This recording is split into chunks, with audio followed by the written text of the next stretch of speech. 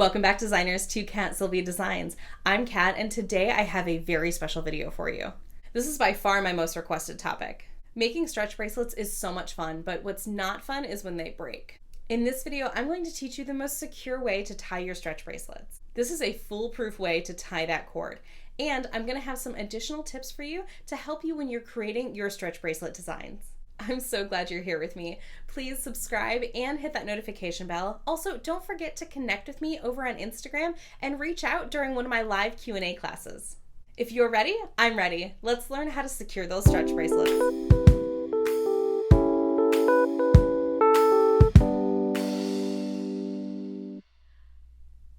I am going to walk you through how to make a stretch bracelet from start to finish with special emphasis on that finishing technique so we can secure those stretch bracelets.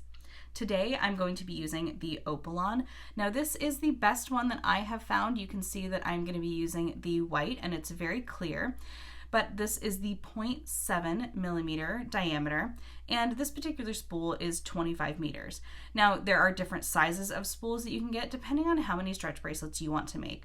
But this is the best one that I found. It is the most forgiving and it has, for me, the longest shelf life, and there's never really any discoloration with that cord. I know some other cords can kind of turn yellow over time, and even though you're not seeing it, I do think that adds to the age of the bracelet. So this is the best one I've found. It really does sort of stand the test of time.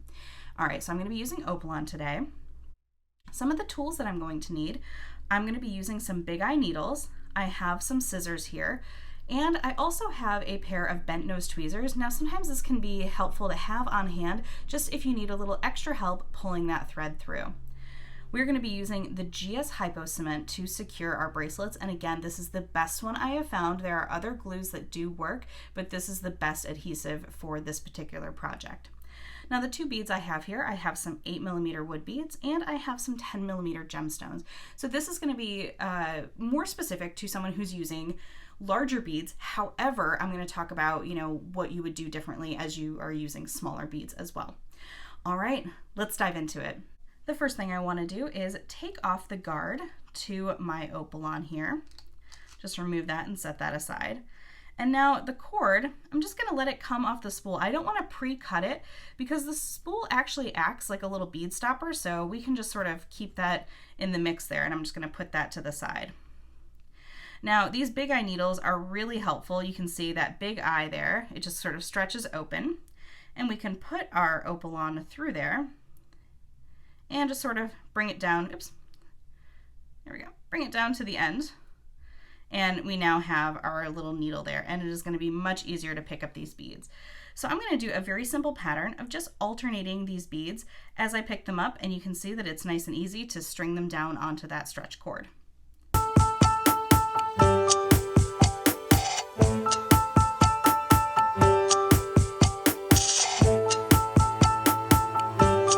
Okay, I think I've added all of the beads that I want now. So I'm going to give myself a little more slack here on my spool, and we can kind of bring that together to see and make sure that our sizing is right. Now, speaking of sizing, keep in mind that when you are using larger beads like this, if it's 7 inches along the ruler, it will not be a 7-inch diameter, because imagine where that cord is in there and all of those beads are eating into that inner diameter. Now, because this is stretch cord, it's going to be a little bit more forgiving with the size, but I do want you to take a second before you do any tying or gluing or anything like that. Take a tape measure and measure the inside. You can use just a fabric or like a sewing tape measure. This is what's good for that. Or if you have a mandrel handy that you know the exact sizes that you're looking for. So before we, move on, go ahead and take that step. If you are trying to get a very specific size, you can also kind of bring this together and, put it over your wrist if you're sizing it for yourself, and just sort of check by just holding your fingers right there. All right, once you've done that, because we are using larger beads, we can, let me thread that through a little bit more. I'm going to go back through and secure that entire loop. If you are using smaller beads, you might not have the space in those beads to be able to do this part, but if you don't, just go ahead and, you'll skip to where we are going to be doing that knot. But this is my little tip for that added security, because why not, add that extra cord all the way through and just go ahead and bring it nice and tight and run it through This is again where that needle is really helpful. This is a step that is hard to do without those big eye needles, and it just makes really quick work of it. So you can just see how fast I'm kind of bringing all this through here. And all the way through this line right here. There we go. And just go through as many beads as you can. You know, you can use the longer big eye needle and you can probably go through more, but I'm just trying to make sure that everything is nice and snug. And don't cross over one more time, so you want to come out next to that first initial bead. Once we have gotten our bracelet to this point here, now this is going to be where you would continue if you had even just your 2 cords and you didn't do that extra turnaround there. So I'm going to go ahead and clip off my cord now. And we can put our little guard back on. There we go, set that aside. Now, we have our 2 cords. You can take your little needle off there. What we're going to do first is we're just going to tie a very simple overhand knot. So bring your cords crossing over each other, bring it through that big loop, and bring it down to the center. See, one very simple knot. Go ahead and give it a nice little tug, test your little tension there, and now we're just going to repeat that by creating a second little overhand knot. Pull tight. All right, so now we should have a nice little secure knot to work with. Now, let's go ahead and bring those 2 cords together. Now, you probably won't have to do this step if you already did that 1 cord, because we don't want to make that knot any bigger than it has to be, but this is an opportunity to secure it if you are using heavier beads, because that is going to wear the bracelet down just a little bit faster. So go ahead and take 1 cord, and we're going to loop it down through and come through the center, creating a little loop there. And now what I want to do is I want to go through that loop, and this is just bringing those cords together. So that's not really a security knot, it's just to kind of bring everything together. And we're going to go ahead and repeat that on the other side here with our other cord. So again, you know, we're at our 4th knot now, so just bring it through the loop. There you go. Nope. Through the loop.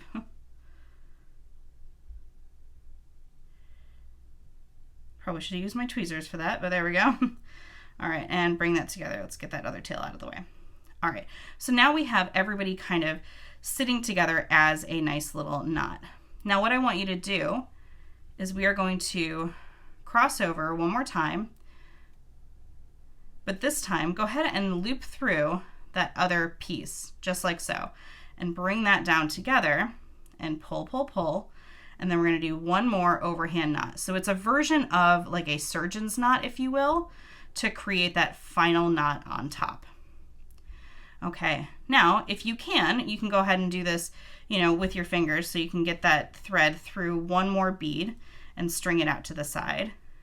But if you need to, go ahead and put that big eye needle back on there and go through that other bead. So we've gone 1 bead to the left and 1 bead to the right. Oops. Make sure we keep our tail out of the way. There we go. All right. So now we have our knot right in the center there, and I'm coming out 1 bead to the side. You can go through a few more beads if you like, but I like to just kind of, you know, keep it simple. Don't overcomplicate it. All right, I'm going to bring out a little sticky pad because I want to put my glue on it. But this is our GS Hypo Cement, and it has a pin point you're going to see here, right there. So the glue already starts to kind of come out. So we want to come to our knot and go ahead and spread those beads apart and place that glue, and don't be shy with the glue, right on top of that knot there. I'm going to put my glue down really quick.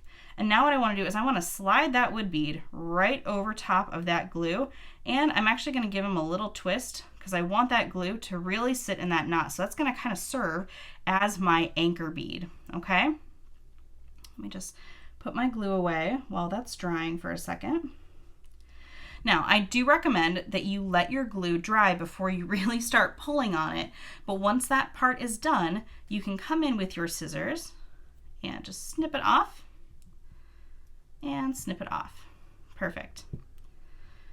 All right, so now you should have a really nice, secure stretch bracelet.